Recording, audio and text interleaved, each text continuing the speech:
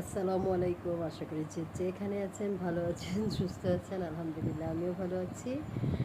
আজকে শুক্রবার, সবাইকে জুম্মা মোবারক। আজকে যেহেতু শুক্রবার, সব কাজ তাড়াতাড়ি করতে হবে, লেট করা যাবে না। আমার পিচ্ছি এখনও ঘুমাচ্ছে। ও উঠে নাস্তা করবে, গোসল করবে, তারপর আশেপাশে বন্ধুদের সাথে নামাজ পড়তে বের হবে, সাথে ওর বাবা যাবে।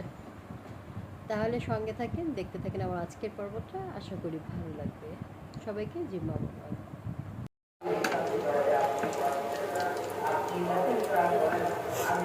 প্রথম রান্নায় হচ্ছে চাপ ভাজা দিয়ে শুরু করলাম।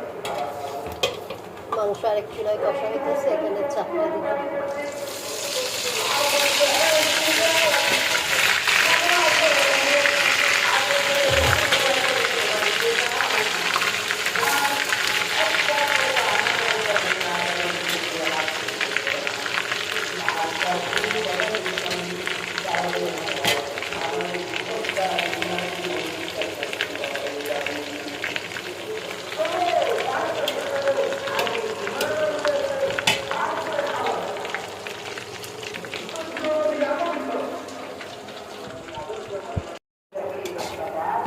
চাপের যে মশলাটা আছে এটাকে আমি একটু ভেজে ভাজা ভাজা করে নিচ্ছি, কারণ এটা পোলাওয়ের সাথে খেতে ভালো লাগে।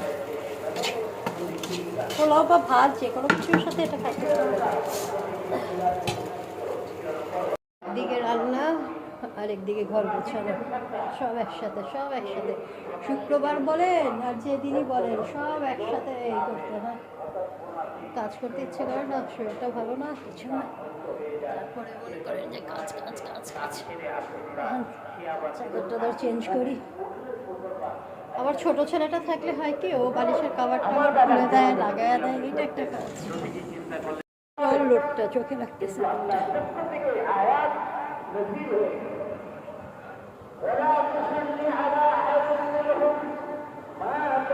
চোখে লাগার মতো রোদ, ক্যামেরায় বোঝা যাচ্ছে না।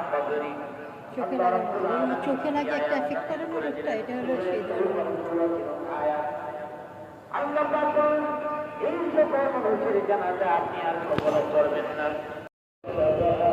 খুতবা চলতেছে মসজিদে।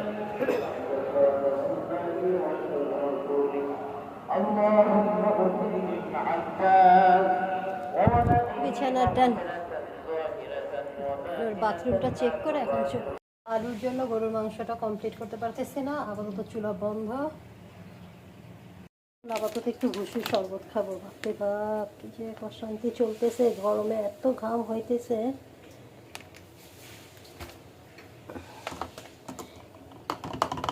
এটাই আমার মানে সিয়াসিড শরবত বা যে কোনো ডায়েটের জিনিস খাওয়ার জন্য এটাতে ভিজায় রাখি, কারণ কাঁচের জিনিসও ভিজায় রাখতে আমি একটু চোখে কম দেখে, তো পাকঘরে রেখে দেয়, তখন ফেলে দেয়। একটু বসে নেই, কাজ কাজ কাজ কাজ কাজ কাজ কাজই চলতেছে। বলো মা, এসে একটু খেয়ে নিস।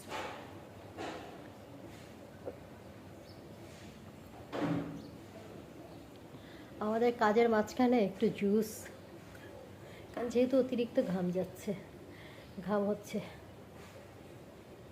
তাই আমাদের উচিত একটু মাঝখানে একটু শরবত বা একটু জুস বা একটু ফ্রুট কিছু একটা খেয়ে নেওয়ার।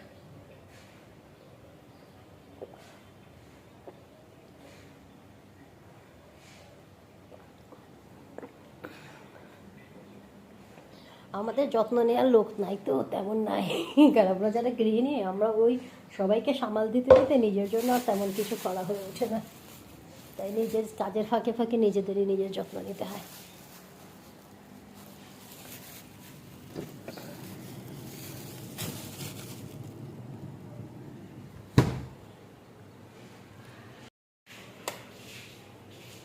আমার পোলাও আমি রাইস কুকারে দিয়ে দিয়েছি, পোলাও অলমোস্ট, পোলাও ডান, পোলাও হয়েই গেছে।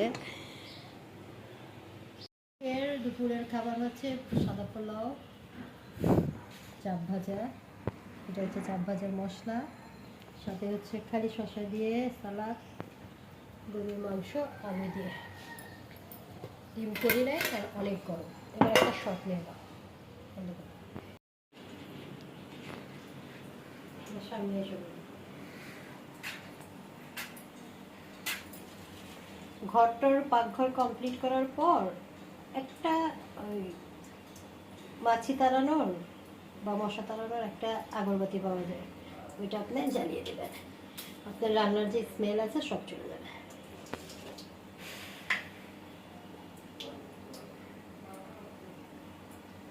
ব্যাস, পুরো ঘর পাকঘর কমপ্লিট।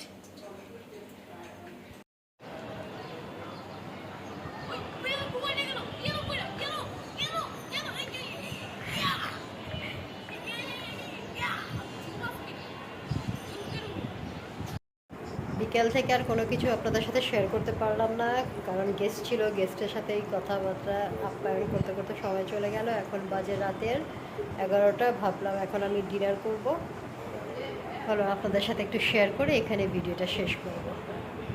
দেখিয়ে দিই আমি কী কী খাচ্ছি। হচ্ছে সকালের লুচি টাইপ পরোটা, এটা সকালের, আমি সাধারণত সবসময় এই পরোটা খাওয়া হয় না শুক্রবার ছাড়া। এটা নিয়েছি, আর সাথে ঢাকাইয়াদের পনিরের পাকোখালি রুটি। এটা হচ্ছে হালুয়া, এটাও সকালের। চাপ, অল্প সালাদ, আর সাথে সাবু। কতটুকু খেতে পারবো কি জানি না, তবে এই খাবার, তবে কোনোটাই পুরোপুরি ফিনিশ হবে না, কিছু না কিছু রয়েই যাবে। আজকে যেহেতু শুক্রবার ছিল, শুক্রবার দিনটা আশা করি সবারই কম বেশি ভালোই কেটেছে।